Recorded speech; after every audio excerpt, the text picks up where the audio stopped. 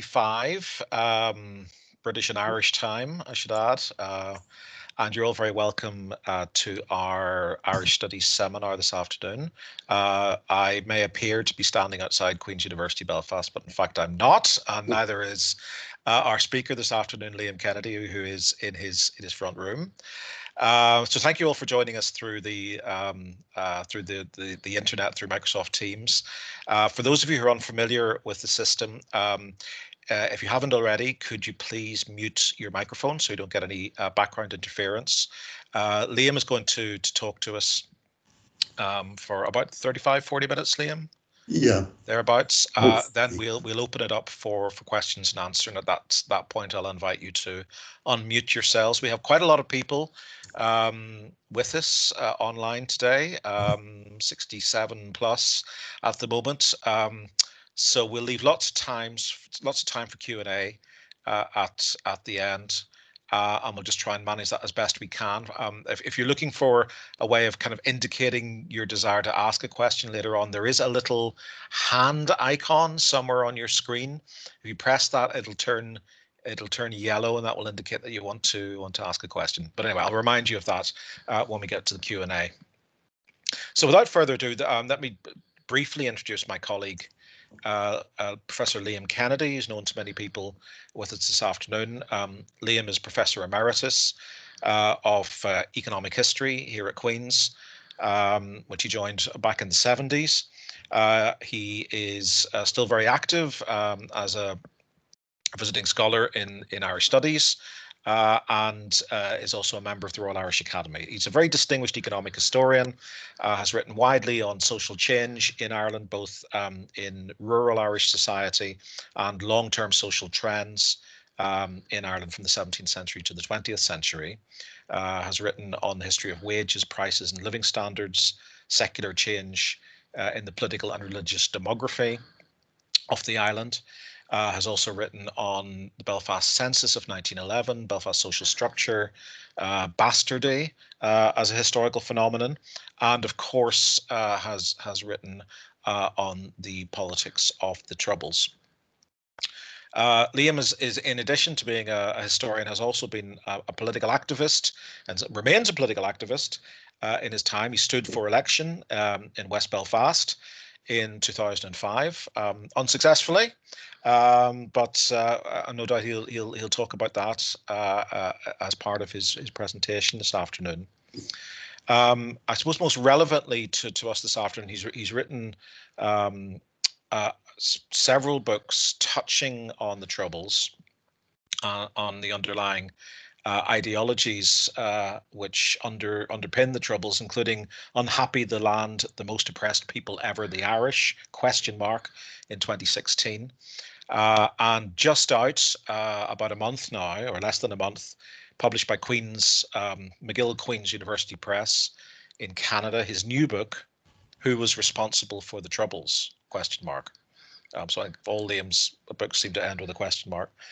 And that's what he's going to talk to us about this afternoon, about what the kind of key arguments, principal arguments of the book are. And without further ado, I'll hand over to Liam, and I'll mute myself and turn on the slides.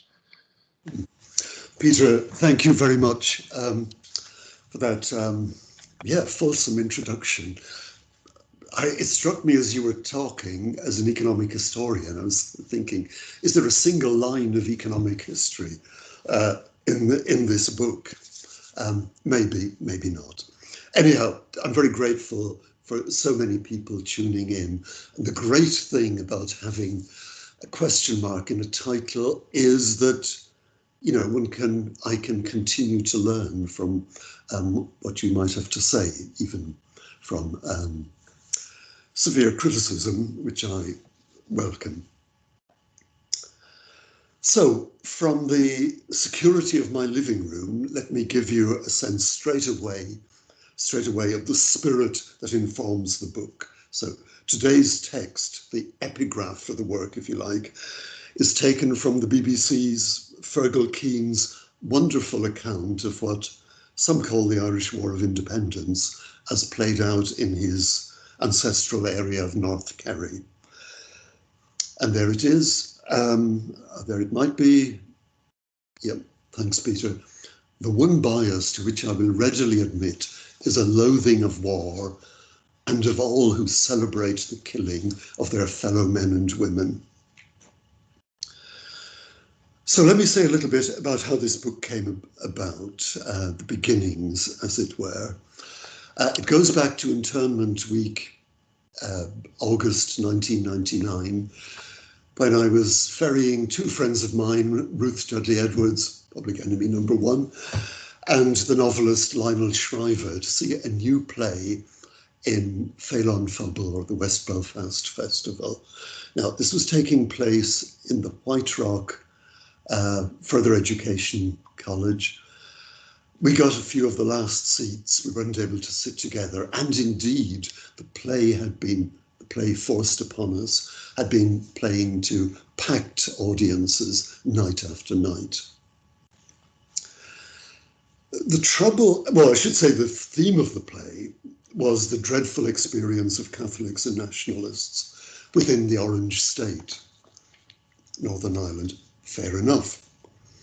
The trouble was the characters were of the matchstick kind, and the play was dreary, monochromatic, and almost wholly lacking in dramatic tension. At some stage, the main character, having recited the wrongs of ages, and this was in case anyone was missing the point, exclaimed, "Can we put up with this much longer?" And out of the sweaty darkness behind me, I heard a stage whisper, "Can we put up with this much longer?" I knew the voice was that of Ruth, but I dared not look around. And almost immediately, an angry voice cut across. "Why don't you fuck off then?" The play ended at long last, but not before delivering the climactic line. I quote, I don't quote actually, I paraphrase, this is from memory. "I always voted Republican and will till the day I die." Now, I found it incredibly boring, but the audience was enthralled by the performance. The end of the play was greeted with rapturous and prolonged applause. Now, there's kind of saying, the play's the thing, but I would suggest, no, the audience is the thing.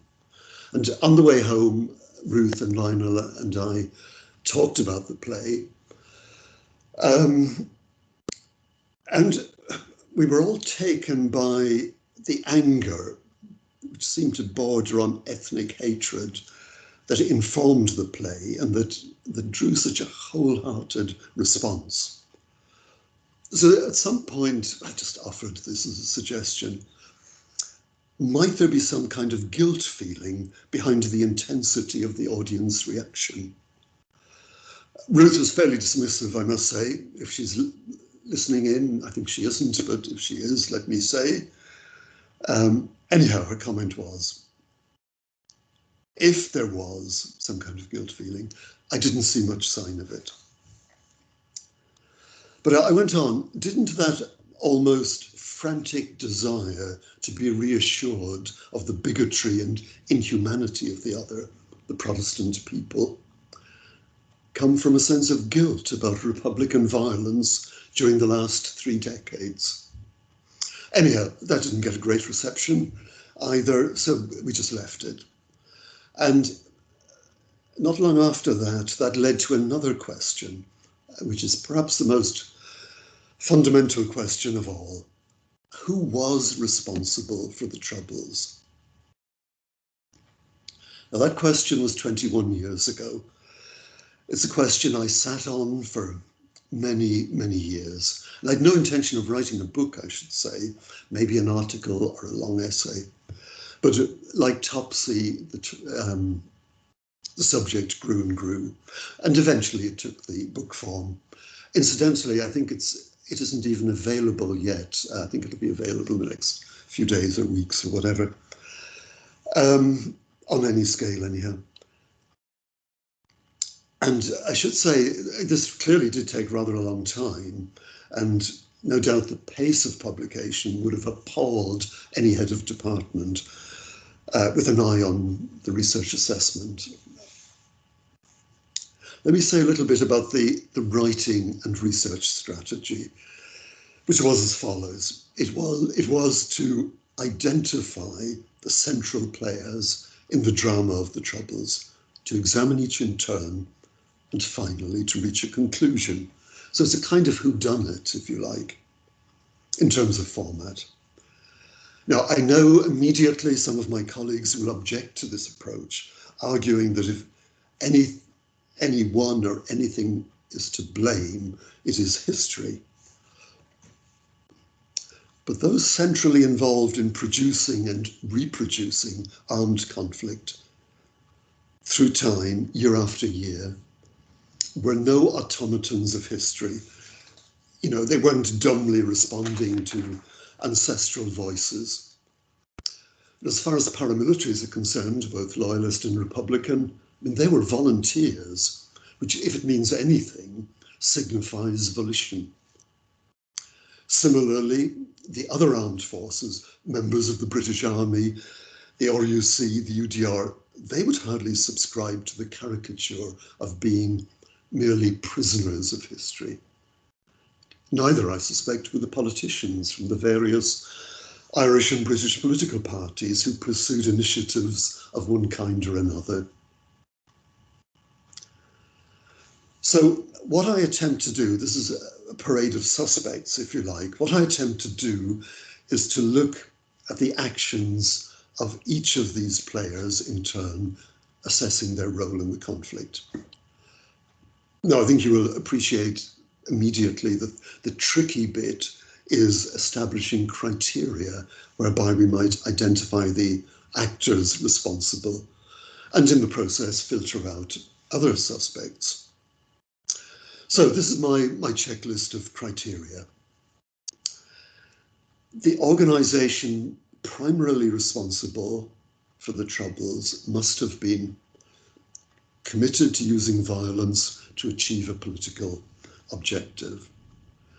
It must have been responsible for a significant share of the killings. I mean, that would rule out the INLA, for instance, because, you know, brutal and all as they were, they didn't kill that many people. And fair numbers were actually from within their own ranks. Think of Dominic McGlinchey's wife and quite a number of others. Thirdly, the organisation mustn't have been responsive to democratic decision-making.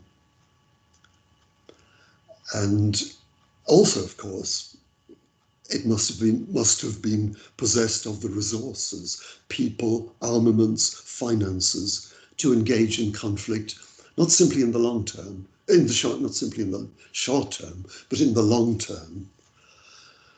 And it must have had an ideology consistent with political violence and its long-term objectives. Now, that particular criterion would require a bit of unpacking. But for instance, it rules out the UDA and the UVF.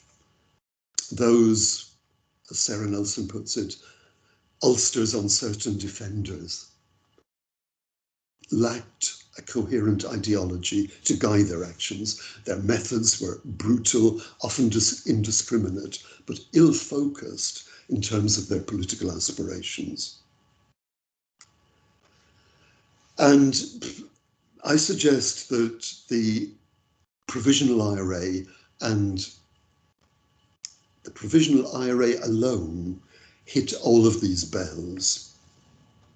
And looking back to 1969, the critical event was the formation of the Provisional IRA in Christmas week 1969, and the determination of its leaders to unleash the latest phase of armed opposition to the British presence in Ireland.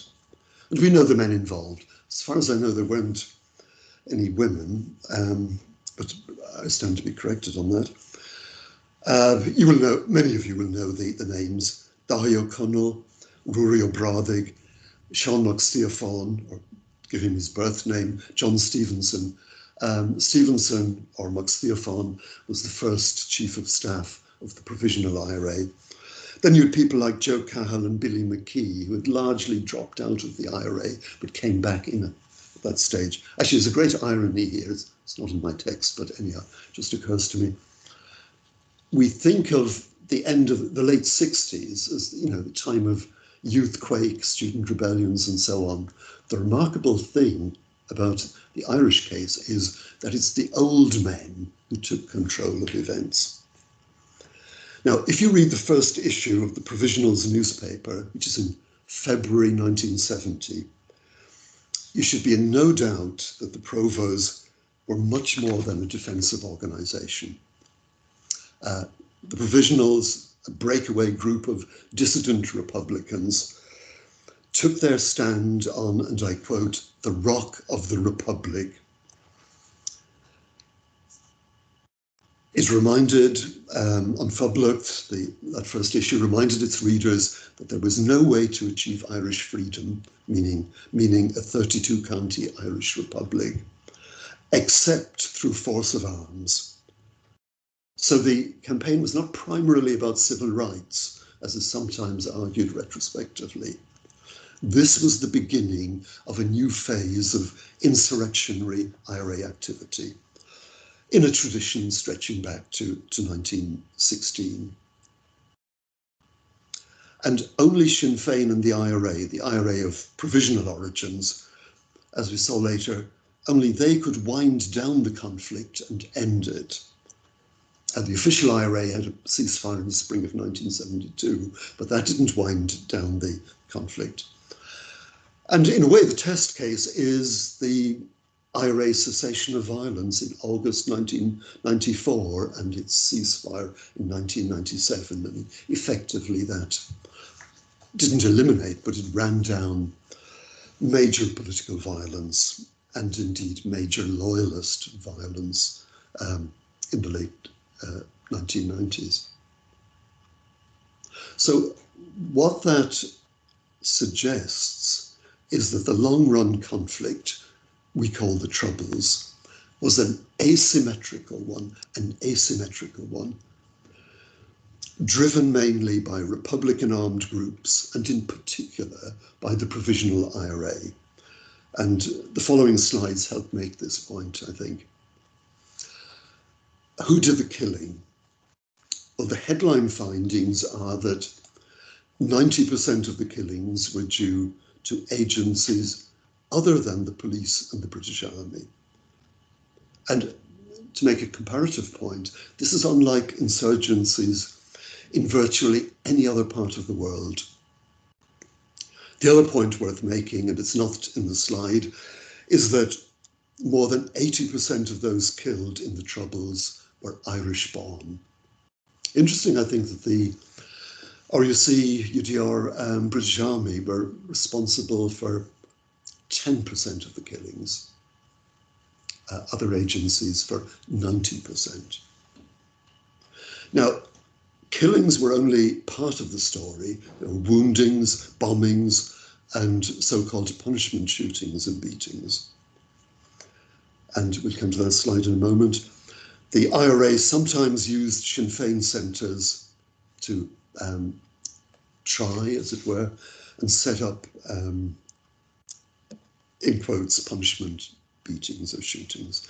I should also say this was also a loyalist speciality. And this is a hugely important topic, and it occupies 2 chapters in the book. But I leave the analysis of these forms of mutilation for another time. Suffice it to say, there's a parity of disesteem between loyalist and Republican paramilitaries in relation to these kinds of abuses, and of course including the widespread abuse of children.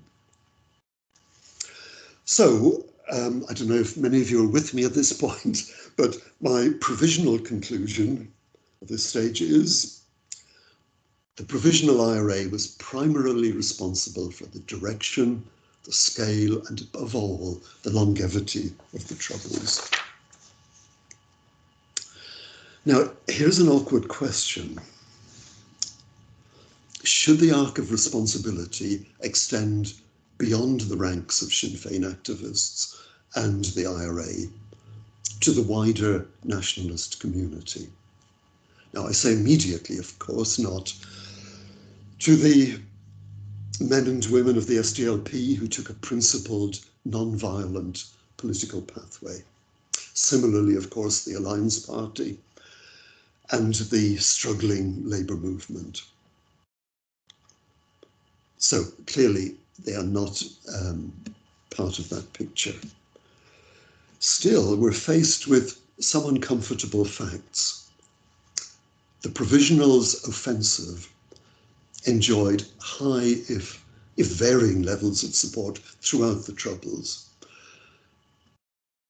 From the early 1980s, at least, when Sinn Féin decided to contest elections, a large minority of nationalists signed up for the Armalite and ballot box strategy, or at least could live with it. Have a look at the voting figures. This is the Sinn Féin share of the nationalist vote. Now, it's not the Sinn Féin share of the Catholic vote in Northern Ireland, it's the nationalist vote. And I define that as SDLP, Sinn Féin, Sinn Féin, the Workers' Party in the 1980s, New Agenda, and various other smaller parties. The criterion is that the party or organisation was had as an objective a united Ireland. So I define that as the nationalist population of the nationalist community. So it seems that large swathes of northern nationalism were prepared to at least cohabit with violent nationalism, and even before the Good Friday Agreement. Now, many commentators point to the year 2001, when Sinn Féin overhauled the SDLP as the main representative of northern nationalism. I think actually 1997 may be more revealing, because there you see, even though the Provisional IRA had gone back to, in quotes, war, the share of the vote was comfortably above 40%. So I would see that as perhaps a more significant watershed. But that's, obviously open to debate. And I suppose this raises some challenging questions about historical understandings and responsibilities. In other words, when we think of today, 2/3 or more of northern nationalists support a political party intimately associated with 3 decades of political violence. So I think there are some questions to be raised there. Anyhow, back to the opening part of the paper and moving to a conclusion of sorts.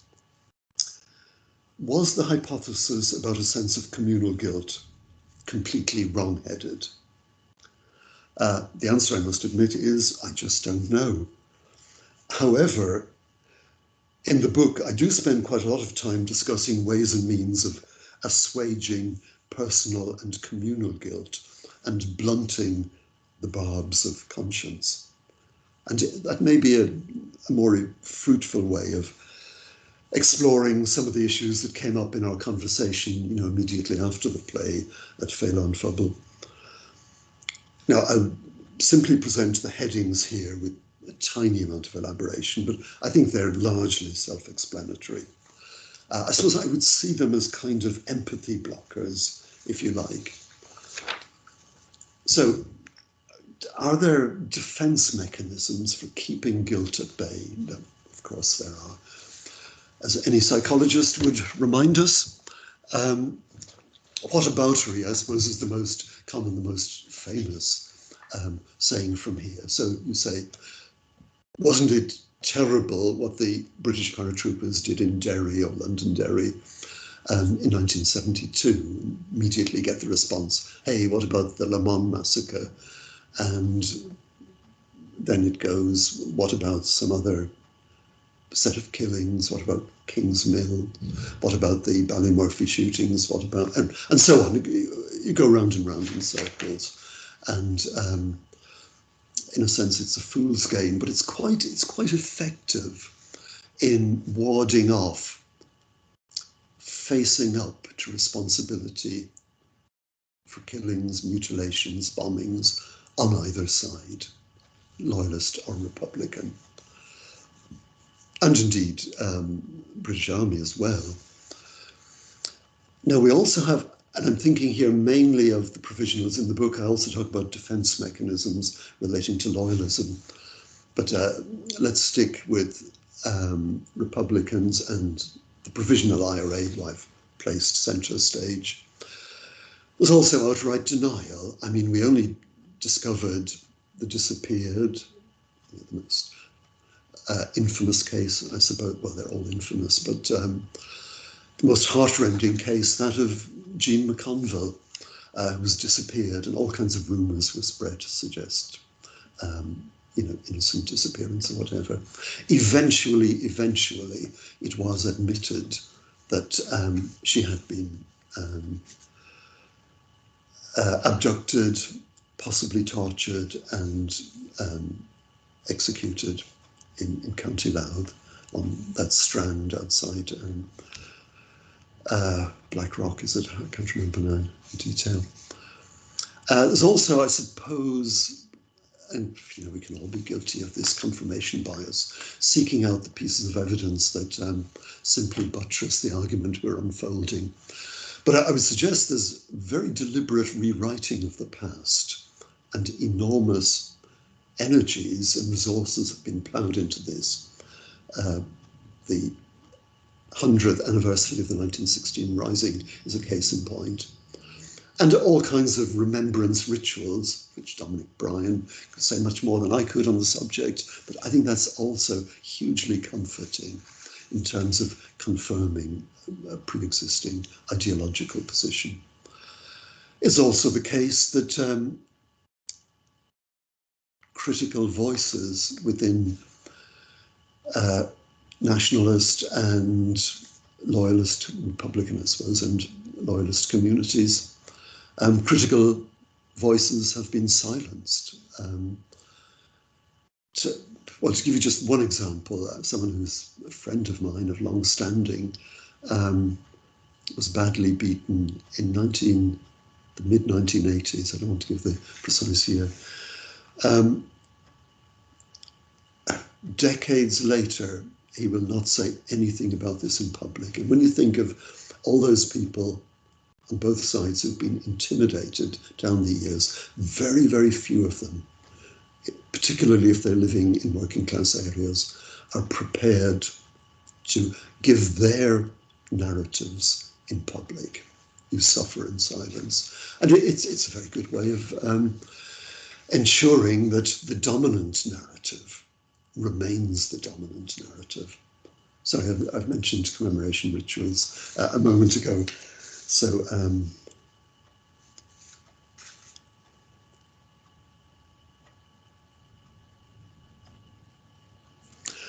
those are the kinds of defense mechanisms, I think, in operation. And you might well throw out the collective guilt hypothesis at this point, but let me give two pieces of psychological research that I found particularly illuminating. And this relates back to the play with which I introduced the talk. One is an article headed "A Cleansing Fire," and that was published in the journal Motivation and Reason some years ago. And according to Rothschild and Kiefer, I quote, it's not this particular quote, I'll come to that in a moment. I quote, "The expression of moral outrage is sometimes a means of reducing guilt over one's own moral failings." And when I read that, it seemed to throw at least some light on my inchoate, rather confused intuitions back in 1999. In other words, what better way to reduce feelings of discomfort, cognitive dissonance, even guilt, than to ransack history for instances of the cruelty of the other and stack these up case by case, one on top of the previous selective case, all within the imaginative space that is the theatre. Another contribution is the one you see here from psychological research, is a paper by Wohl and Branscombe in the Journal of Personality and Social Psychology, one that I'm sure crosses historians' desks regularly. And they reached the conclusion that one way of lessening feelings of collective guilt for current harm to another group is by citing earlier episodes of victimization at the hands of their adversaries. So in our case, ugly episodes in earlier Unionist history. But you could think of the same dynamic in relation to Serbs with a very strong sense of history, and Bosnian Muslims, or indeed the kind of competitive victimhood we see enacted in the Middle East. So that's where my thinking on the Troubles is at present. I'll be back again in 21 years to give you an updated report. Will, thank you, and thank you for listening. And I look forward to questions.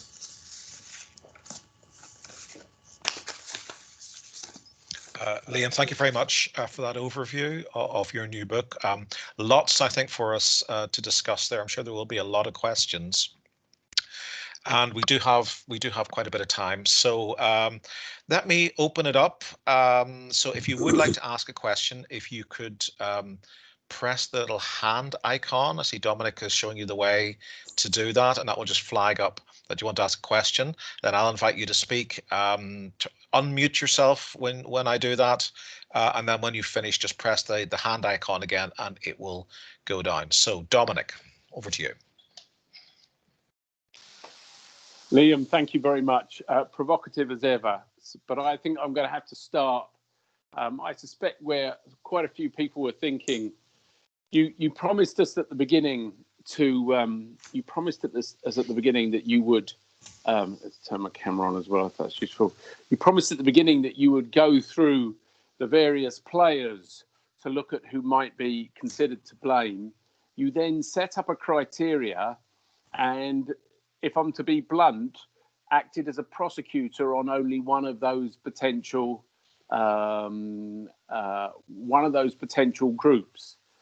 And in doing so, I think you ignore the nature of the state altogether. So I know it's a much more complicated thing. It's easy to define a group, as in the Provisional Ira, and the state is a much more multi-layered, complex set of power relationships. But I don't think you can leave your explanation without looking at not only the nature of the state and its ideologies of nationalism, because of course there was more than one nationalism involved in it all, but also the nature of structural violence. That is not only violence that appears explicitly through those actions which you looked at. I mean, you put through the numbers of the victims as a comparison, but also the way the state might use its violence in much more perhaps subtle but alternative manner, and that of course raises the question of the state, the quasi-state of Northern Ireland. So I wonder if you would give some consideration to the role of the state, which you haven't really mentioned at all in your analysis. Dominic, thank you very much, and I hope the cooking is going well. Dominic told me he was in the midst of cooking earlier on. Poor children this evening. Yeah, it is true. I set up a parade of candidates. Now, I took a decision in terms of the presentation that if I went through each of these in turns, in the systematic way I try to do in the book, we would be here for hours. So it's not that I've neglected the state. I think the British state and indeed the Irish state, both states are hugely important in terms of structuring what happens. It's also true that state forces, on occasion, committed atrocities, full stop. I mean, Bloody Sunday is the prime example, although it is worth noting that the British Army did learn through time there was only one Bloody Sunday. There were many Bloody Fridays. Of course, the state can use violence in more subtle ways, but I think I would come back to the position in the end that the British state and the Irish state from 1970 onwards, 1969 really onwards, were seeking to contain the conflict. So, okay, it might be incredibly ham-fisted at times. Some of the initiatives were, cack-handed, and some of the actions by security forces were dreadful. But the big point, I think, remains they were mainly engaged in trying to contain the conflict, whereas the position of the Provisional IRA, maybe the official IRA to some extent, although the official IRA was rather schizophrenic, in the best sense of that term, actually. The Provisional IRA had a very clear objective right from the beginning. This was not about civil rights. Of course, civil rights were a good idea, but it wasn't primarily about that. It was carrying the torch of 1916 into the 1970s, the 1980s, the 1990s. So I would see, while I think the book makes some of the points you make, but I come to a quite different conclusion, I guess. And I do think academics sometimes try too hard to place themselves in the middle, and it's not always the case that, I'm sorry, I'm not suggesting this is your position at all. I know you have a very complex, sophisticated one, which we will have to deal with over a pint sometime. But yeah, the truth isn't always in between. It's certainly not in the middle. So in some respects, this was a simple conflict, complex in all kinds of ways, but at heart, a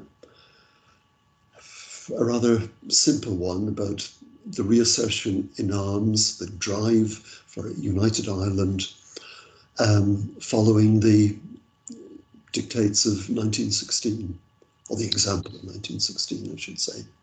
Incidentally, so just a final quick comment, and I won't be as long, I promise, in other responses. But I think the mural of Martin Meehan in North Belfast, in your part of the city, is really striking. I mean, he's there with his gun cocked, and his action is being authored by the 1916 proclamation. That really is telling us something. Dominic, I may not have covered all of the points, but so perhaps one other, because I'm sure you would want to hit me over the head on this one. The Orange State, to use Michael Farrell's term, there is a whole section on that. But I suppose my argument is, or an argument is, street violence was inevitable by the late 1960s. And it had a good basis in, issues of discrimination, unemployment, and so on. But there was no necessary going over the precipice into armed violence. If you think of the American example, the Black Civil Rights Movement, it did not go over the precipice. What was needed was an active agent, real people. I mean, history doesn't, fall in a book off the shelves and pick up an Armalite or make a bomb or whatever. It required the men of the Provisional IRA. Fergal has his hand up, so I'm going to go over to Fergal next. Hi, Liam. Hi, Fergal. I found that paper very stimulating and very provocative. My question for you, it's a little bit similar to the issue that Dominic has raised, and it's really in terms of thinking about the Troubles over a longer chronological framework. And it seems to me history as a kind of causal force features in your paper really just as a kind of a rhetorical excuse, a kind of a whataboutery, a kind of justification, rather than in terms of thinking about the ways in which history may actually have shaped the conflict, and particularly in terms of how the conflict came about. It seems to me to talk about the violence of the Troubles in the 1970s without putting it in that wider context of the colonial roots of the British occupation of Ireland, and also then of the Northern Irish state, which obviously emerges after the sort of the anti-imperial or anti-colonial violence of 1918 to 21, which Ireland forms a pattern that you see across Europe.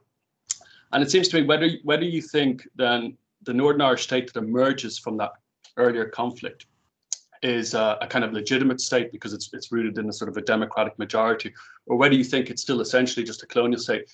In a sense, to me, that's kind of less important as thinking about how those power dynamics have shaped the kind of the state that came about.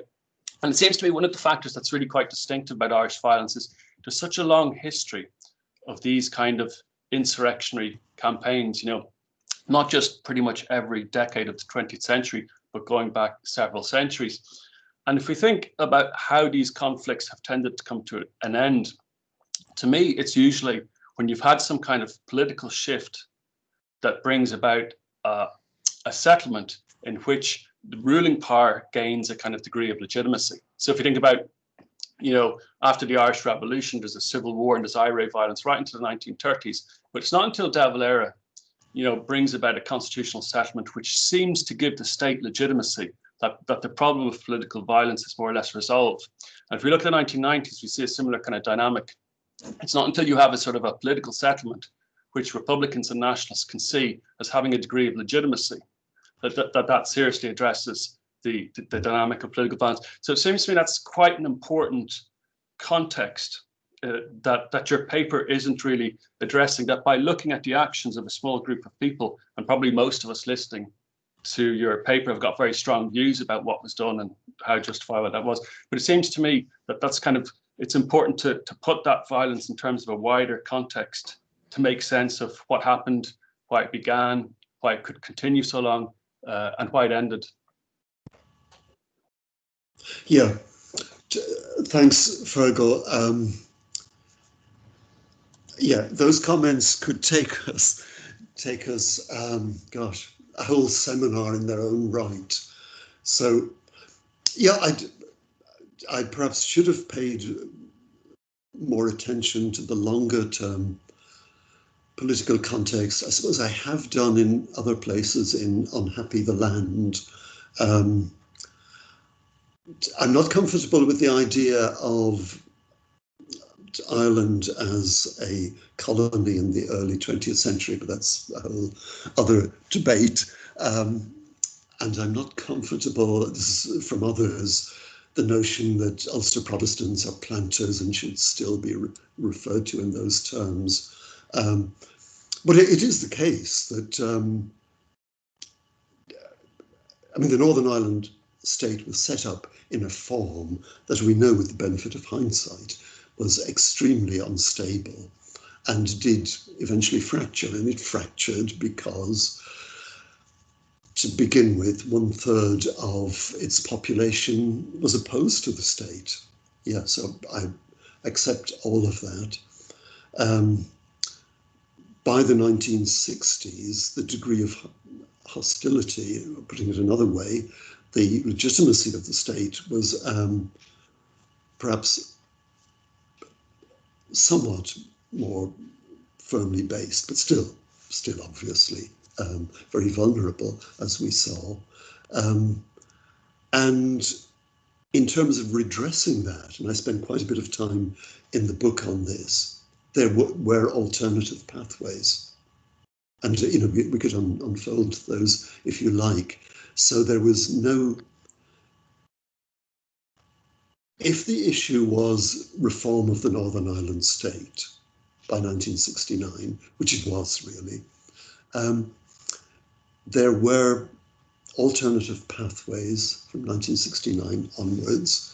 I mean, one civil rights activist said at one point, you know, we're running out of demands so quickly, our reforms coming in after, you know, almost half a century of relatively little progress, progressive progress, that is. So I don't know if that, so yeah, so you then, if what I'm saying, there were alternative ways of reforming the Northern Ireland state, accommodating Irish nationalists trapped within the six-county state, as many would see it, then you have to ask, why on earth did we have 3 decades of, you know, really intense conflict, very high killing rates relative to population, mutilations, bombings and so on. And it seems to me that you go back to the modern fountainhead, if you like. I don't buy, you can just let, you know, history tell you what's going to happen, or, you know, and I certainly don't buy the inevitability thesis. So that is why I come back to the people in 1969, 70, who embarked on an insurrection and built up a lot of popular support for it, as well, it may be said. It's probably only a partial response, but can I leave it at that for the moment? Yeah, thanks, Liam. I think Anne is next. I need to unmute. Okay. Can you hear me? Yeah, sure, Anne. So I do have your book. Oh, right, yeah. I have it. Have. The whole thing. Pardon me? I got it right away. So I just want to follow up, and I'm sorry, and I won't take too long. I have a lot of little questions, and I'll email you. But I do want to follow up again on Dominic's question, because I have read about all the, as you call them, the list of suspects. And it seemed to me that even if we assume you're correct in your conclusion, that you really let the other groups off pretty easy. But in terms of what Dominic said, especially the British state, so for example, you know, you just said that the Provos had the ability to, you know, they were the ones that had the ability to stop the fighting and stop the war. But it seems like, you know, the British state also had opportunities that it didn't. So for example, in 1975 with the ceasefire and kind of bad faith in terms of talks.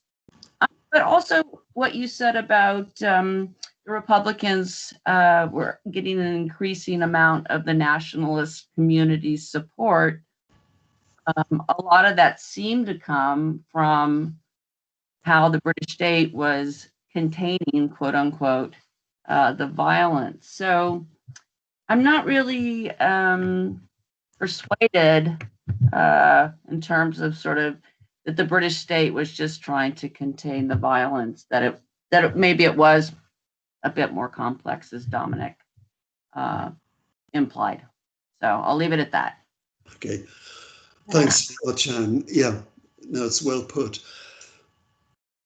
I mean, clearly in the early stages, the British state inadvertently, I think, exasperated the problem. I mean, the false curfew was an incredible own goal and produced widespread alienation.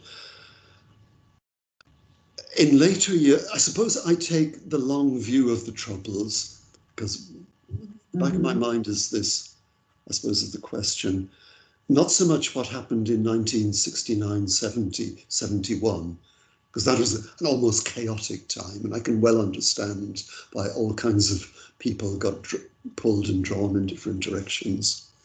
A good friend of mine was a gun runner for the IRA, which he greatly regretted later on.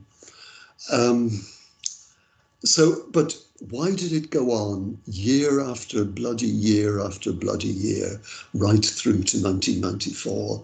And indeed, why were large numbers, possibly a majority of IRA activists, opposed to a ceasefire in 1994? So I do think we have to come back to that dynamic. Now, were there missed opportunities along the way? Just one of the points you make, like the 1975 ceasefire. I suspect that wasn't one of them. Sunningdale, I suppose, is the one we all tend to reach for. I think there were real possibilities there. I think the Irish government overplayed its hand with the Council of Ireland, and the reactionary loyalist workers' strike in 1974 was its primary focus was the Council of Ireland. It was not power sharing, and all through the Sunningdale experiment, the Provisional Ira continued shooting and bombing. I mean, clearly it was worried that this might actually work, and that democracy within Northern Ireland might well prevail. So I think, let me give you one other example very quickly, which I think helps to bring out the point I'm trying to make. The official IRA went on ceasefire in the spring of 1972. And at that stage, there were still 3,000 more people to be killed, and several hundred had been killed already, but 3,000 more to go, as we know, by 1999. Had the Provisional IRA gone along with the official IRA in calling a ceasefire then I think all kinds of possibilities would have opened up, and Dublin and London would have been in a position to, with the political parties here, in a position to effect, a historic compromise between nationalism and unionism, as fought out in the narrow ground of Northern Ireland. So thank you. Okay, well, we have a number of people queued up to ask questions. So if I could ask you just to keep your questions succinct. Who's next? FJ Higgins, is that Francis? Yes, it is. Perfect. Okay, over to you, Francis. Liam, first of all, thank you very much. It was a fantastic presentation. I haven't got your book. I can assure you I will get your book. It's on the Christmas list. Okay. Because for people like me, who was one of those state actors, a British soldier, I am still coming to terms with what happened here during the Troubles. And I think your next book should be Making Sense of the Troubles. I know there's one out there already, but perhaps that's one for you for the next time. My question is this. Is it bearing in mind that, in my opinion, the first violent attacks in this spate of the Troubles actually took place in the mid-1960s when loyalists attacked the state because of what was seen to be a backward slide by the O'Neill administration. And that led to Paisleyism and a shift of the Ulster government firmly to the right. The question is, would that have influenced Para when it came to making their decision that in Ulster in the 1960s, violence worked, politics didn't? Thank you, Francis. That's a really good question. Well, you're absolutely right. The Malvern Street killings in 1966, we tend to see as the beginnings, the prehistory of the Troubles. Actually, I have a bit of problem with that because the IRA campaign of the 1950s had only fizzled out in 1952. So you can keep going back and back to, I suppose the question anyone dealing with contemporary history is where do you begin, and it's a bit arbitrary. I went for 1966 as it happens, but I would qualify that with a longer historical perspective. Yeah, it certainly gave an impetus to Paisleyism, and to Paisley and the Paisleyites. My treatment of Paisley, I think, is, well, a good friend of mine has said I was too soft on Paisley, even though I described him as a bigot, a frenzied preacher, sectarian, and so on. But what's different, perhaps this illuminates a wider issue about violence and heavy violence, if you like, and street violence. Paisley certainly was a disruptive force, and his counter-demonstrations led to violence, as we know, in various parts of Northern Ireland in the late 1960s. He also worked at times with loyalist paramilitaries, although usually at arm's length. But what he didn't do was become a leader of a paramilitary force. Okay, I know there was the Third Force and the Ulster Resistance, but again, he got out of those fairly rapidly. The wider point I'm trying to make, I think, is that there is no doubt that counter-demonstrations by Paisley and co. in the later 1960s raised the political temperature greatly, and led to street violence. But it didn't, but that had happened before. I mean, you know, we've had crazed demagogic preachers way back into the 19th century, and you get, you know, violence, but violence that usually peters out. So I don't think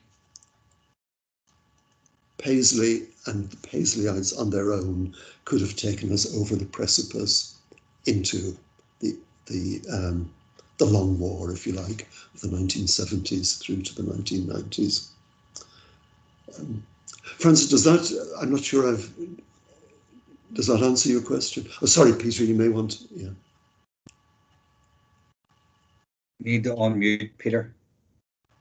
Unmute. Do you want to come back briefly, Francis? It's a difficult question, and I know it's something. Where did the trouble start? But I couch the question in that, as you raised quite rightly, that the 1960s was a period of revolutionary politics, and yet Para decided to go down the route of outright terrorism and all that consequences that led from that, and the 3,000 odd deaths. I'm not trying to attribute blame. My question really was to say that when it came to people who had perhaps, and this is something I do when I'm explaining the troubles that people are trying to explain, is for lots of people tried a political solution, but certainly when it came to what I seen, was that what they seen when it came to Malvern Street and Gusty Spence, who became the UVF and who then merged into the Troubles, was that violence works. Violence is the thing that actually worked. So I will get your book, and I will certainly perhaps have that pint with you sometime as well. Okay, you're very welcome. Thanks. Okay, let's move on to Sean. Okay, Liam, I wanted to ask you about what seemed to me a curious shift in the middle of your argument. You started by saying very clearly that you were going to turn the spotlight on a group of activists who set up the Provisional Ira with a very clear agenda of violence. That's a very clear argument, and it has interesting resonances with Richard English's work on the IRA of the interwar period, which he presents as very much a closed group locked into a self-referential culture for whom violence has just become almost an end to itself. Fine, but then suddenly you switch to the point about the high level of national support for Sinn Féin and the IRA. In 1997, more than 40% voting for Sinn Féin when the IRA is up and running. And of course, as you rightly said, today, a clear majority of nationalist electors are prepared to vote for murder as an acceptable way of getting what you want, retrospectively, which is an extraordinary situation. And doesn't it mean we have to look beyond the actions of a small group of activists locked in their own world and look at pathological problems within the culture as well? Yeah. Thanks, Sean. It's very interesting. One of the problems is, I mean, I've tried to boil down, I think it's 95,000 words into 2,000, so 2 or 3,000. So many of the subtleties inevitably get lost along the way. However, that doesn't deal with your question, I think, at least not wholly.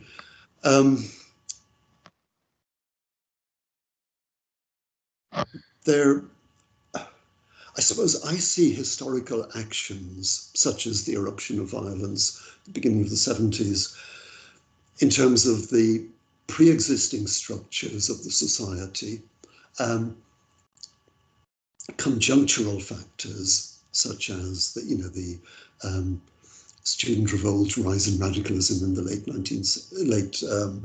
1960s internationally and so on, the Black Civil Rights Movement, and the advent of television as well, actually, which is hugely important in terms of relaying images of violence and magnifying them. And just contingency, chance factors. So I think my sense of historical causation, or that kind of encompasses my sense of historical causation. But I still, and this is somewhat unfashionable amongst social scientists, I still come back to the role of individuals. It's terrible for an economic historian to be saying this. Most of my life I did not, great leaders or even medium-sized leaders didn't matter. It was great social forces, electric currents passing through large populations. That's what mattered. So I'm revising myself a bit, at least in relation to this particular historical argument. And yes, of course, it's not a small group. Initially, it's quite a small group. Which is, I suppose, your point in a way, there are deep fissures in that society, which allows this small group to gain initially a foothold and then build up fairly widespread support. Yeah. So one has to put those I think, 4 different sets of factors together to fully explain what's going on. But I would still place an emphasis, we might disagree on the extent of the emphasis, on the role of contemporary historical actors. Sounds like another pint. Okay, thanks, Liam. Let's move on to Josie. So I didn't catch the name. Josie. Josie, yeah. Joining us from Oxford, I think. You there, Josie?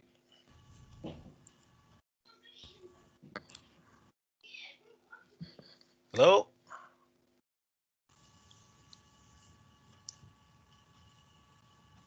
Hello, Josie, can you hear us? I can't hear you.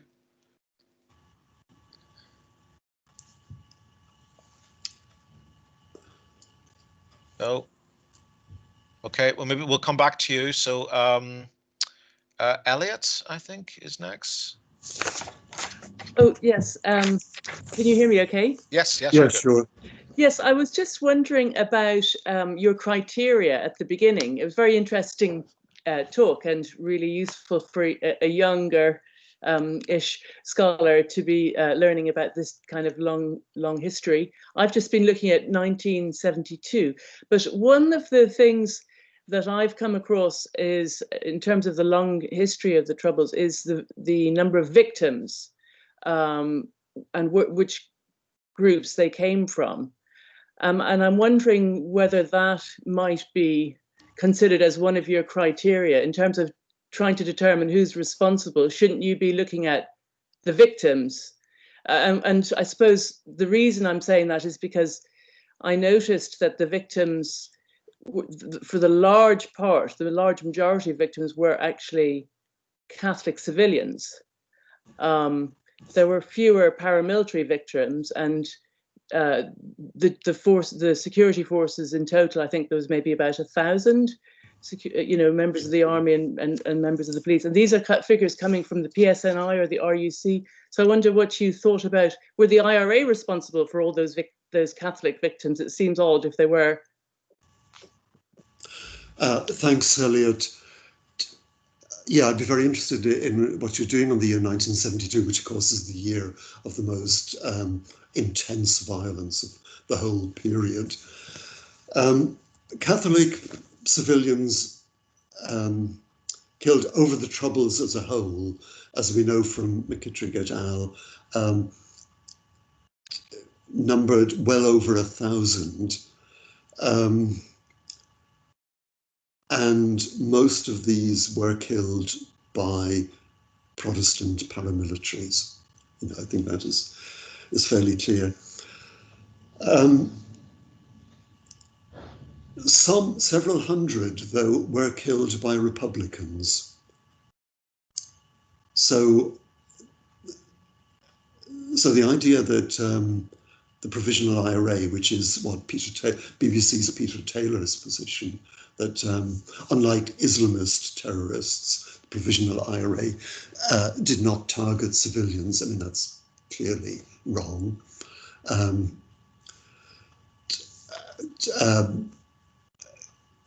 Several hundred people within the Catholic and nationalist community were targeted and killed in various ways by Republicans. And of course, Republicans turned on each other. So, and yeah, that's a different line of discussion. But sticking with the civilians, and if you think of those who were injured, mutilated in so-called punishment beatings and shootings, on the national side, it's several thousand. The recorded figures, I think, is from memory, suggest about 2,500. Sorry, I need to check that. But it's thousands in any case.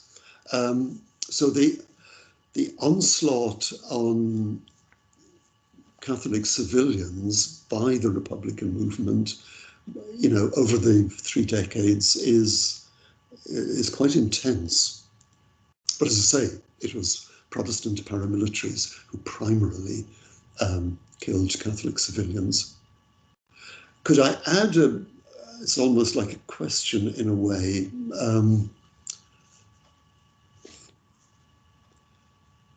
Yeah, perhaps this is somewhat controversial. But one of the arguments of the book is that loyalist violence was largely, not exclusively by any means, but was largely reactive. And what we can, now that's highly debatable. What we can say, though, is that the IRA and loyalist paramilitaries were incredibly bad at defending their own civilians.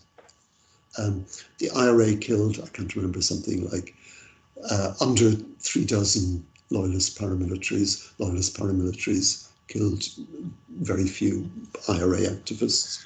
What they were very good at doing was exacting vengeance on the other side. But in terms of defending their communities, they were hopeless, absolutely hopeless, apart from a few well-publicized and oft-repeated instances. Taking the 3 decades, absolutely hopeless on both sides. Now, if loyalist violence was largely reactive, had the Provisional IRA taken a leaf out of the official IRA's copybook, then I presume we would have had far fewer, well, obviously would have had far fewer casualties of any kind post-1972 and far fewer civilian casualties. Okay, thank you. Thanks, Liam. Let's try Josie again, if you're there. Can you hear me now? Yes, perfect. Okay, sorry about that. Thank you, Liam. As Fergal and Dominic said, that's very provocative, and I'm sure, as you will anticipate, it will be interesting to see the response to your book. I wanted to ask, maybe not such an interesting question, but about the timing of this piece, and just basically why now, and what you're hoping to achieve from it, if that's okay. Thank you. Yeah, thank you very much. The timing is purely accidental. It's my laziness, indolence. That's not the whole answer. Let me be slightly fair to myself. I was bothered by some of the directions the research and analysis was taking. So I abandoned it multiple times and took up, other things. I mean, economic history is the centre of the world, so you've got to keep going back to that. Yeah, so there's no grand plan in terms of the timing. It's also, and it's implicit in your question, which is one that troubles me, which is the use to which it might be put. And I know a number of other people working on contemporary politics, made that point about their own work. You do worry when you release it out into the world, how it will be used by others. And that does bother me a bit. Mm-hmm. But at the end of the day, you have to do what you think is important. I mean, I think the topic is important. And I do have a set of views on it, and I've done a fair amount of research on it. So I did want to release that into the public domain. It's not intended to be controversial at all. It's how I see it. Now, in a few years' time, or following critiques of the book, I'm quite open to revising my positions. Thank you. Thank you. Thanks, Liam. We've time for one or two more questions, so I'm going to go to Kira next. Hi, how are you? Hello, hi. Thanks very much for your talk. So interesting. I have a couple of questions. I'll keep it very brief. I wonder if some of the questions that have been asked might be better understood if you could explain how you came up with the criteria that you've listed. This committed to using violence, responsible for significant share of killings, etc. I wonder if that criteria in itself kind of put the provost in your spotlight, and that criteria ruled out other state actors or other paramilitaries. The second question, very briefly, is just as an economic historian, I wonder, does your book address poverty and class in determining the support for the Provisional IRA? Yes, thank you very much, Kira. I can't remember now how the criteria came to mind. I don't think they prejudged the outcome, which might be the subtext, and fair enough. But I don't think that is the case. I mean, the numbers killed and the length of time over which people were killed, it strikes me as clearly important in terms of working out who might be responsible for what happened. And on social class and poverty, yes, I do treat that to some extent. Maybe not, I don't know, as much as I should have. I do, in relation to punishment, beatings and shootings, explore the socioeconomic background of the victims and indeed the perpetrators, and also develop a gender dimension on that as well, which I think, which actually, you might have a view on this, but it strikes me the gender dimension of the Troubles has been to a considerable degree obscured, and I do say a bit about that. But people will have to read and decide, does it place sufficient emphasis on social class? I do also talk about labour movements and how the upsurge in nationalism and unionism destroys the labour movement in Northern Ireland. I mean, in the late 60s, the Northern Ireland Labour Party is getting, about a quarter of the votes, which is, really substantial, particularly by comparison with the Republic of Ireland.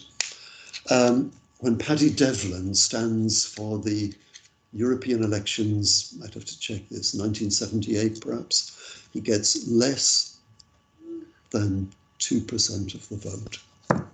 I pray to Paddy Devlin every night. Great trade unionist, socialist. Thank you. Thanks, Ciara. Thanks, Liam. We've got time for one last question, and I have Victoria hand up. So, Victoria, over to you. Thanks, Peter. Great to see you again, just even if it's virtually. Right. Professor Kennedy, thanks so much for your talk and for the opportunity to speak. And can I just preface this with a caveat that I am suffering from imposter syndrome here because I'm a scholar of the 18th century. So, but I do take an interest in kind of various aspects of what's going on. But I have two questions and maybe two observations, and maybe they're interlinked, I don't know. But I come from Cork City, and you said that you liked question marks, and I wonder, is it too early to even assess who's responsible for the Troubles?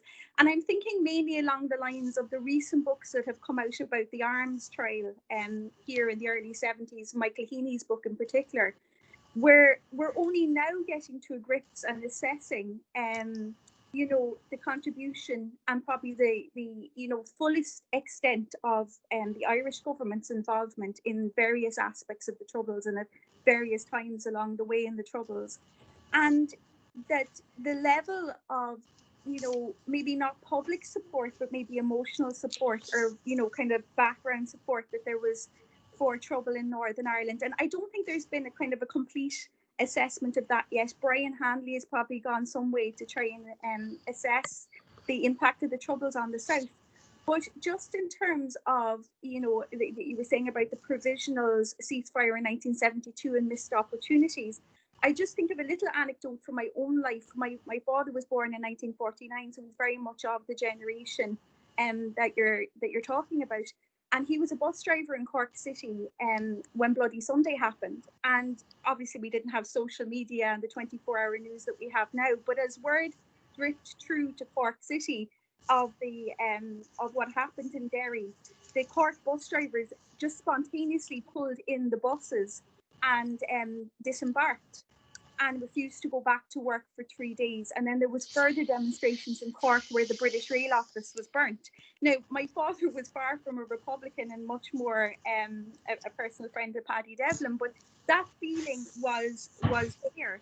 And hand in hand with that, I think there has now a great friend of mine, Maggie Scall, wrote a book about 2 years ago on the Catholic Church and their role in the Troubles. But I think there's probably, and Maggie would agree with this if she was here, that there's further work needs to be done in that area, particularly in the idea of Catholic social thought and how it dealt with the Troubles and how, it dealt with kind of quite potent elements of the Troubles. But in particular, you know, without an assessment maybe of even, you know, the cooperation and what went on to establish the Pope's visit in 1979, can we be really sure of an assessment of who was responsible for the Troubles, or reasons why the Troubles carried on, or were there lost opportunities along the way? Does that make sense? Am I making sense? Absolutely, yes, yeah. Can I mention I was in Cork on the day of Bloody Sunday. So I share that with your father. So, yeah, well, he'll be glad to hear. Yeah, yes, of course, you know, as more memoirs come on stream, as more archives are opened, we will learn more. However, I would be inclined to think that the big revelations will come, not say the example of the arms trial, which you mentioned, but when former members of the IRA, Sinn Féin, feel it's safe to say what they were actually doing. And also on the loyalists. That's true for a number of parties. Sorry to interrupt you. My apologies. There's a bit of a. I think that's a true for a number of parties. That, I mean, that the potency is still there somewhat. What is being revealed. Yeah, but I think the broad parameters of the period are fairly well established. I mean, I know of that book on the arms trial, though there are already question marks over some issues like whether Sean McStearfon was a Garda agent, double agent, and so on. But I don't think that's going to, those kinds of revelations, if established, are going to change greatly. I mean, it seems to me that say, thinking of the Irish state, and we haven't said much about the Irish state so far, so I'm very glad you brought that up. The Irish state in 1969-70 was set firmly against political adventurism and, you know, dabbling in northern politics. I think the Jack Lynch line and T.K. Whittaker, hugely influential in the background, I mean, they pretty well set the course for the Irish state. Now, I do accept, and so that's the big picture, I think. I do accept that on occasion, you had huge upsurges of emotion, and the one you mentioned, you know, Bloody Sunday, or the Monday after, Monday, Tuesday, Wednesday after, is significant in that respect. And there is ambivalence in the Republic of Ireland regarding the IRA, regarding United Ireland, and so on, and that varies through time. But I think that's all pretty well contained within the existing state of knowledge. Now, I'm not for a moment as a historian. We need full employment for historians, so history will go on being revised, and, you know, more archives will come on stream and so on. But I suspect the major structures are in place, but I could be wrong yet again. It's probably a good place to finish. Liam, thank you very much, and thank you all for your contributions. I'm sure the debate, in some places, the arguments stimulated by Liam's book will continue to roll on for some time. We look forward to seeing reviews appear as well. Can I, first of all, thank Liam for introducing the book to us and getting us all talking in this very provocative way about these very difficult and controversial issues. Very civilized way, I think. Can I invite any of you who are interested to join us again this time next week at 4:30 next Monday, when we'll be doing a virtual launch of Alice Johnson's new book on middle class society in Victorian Belfast, in which both Alice and Sean Connolly will be speaking. Please, we'll put another Eventbrite page up, so please just register through that normal process. Can I ask you all before you go, just maybe to unmute and give Liam a virtual round of applause to demonstrate your Thank you. thanks to his participation.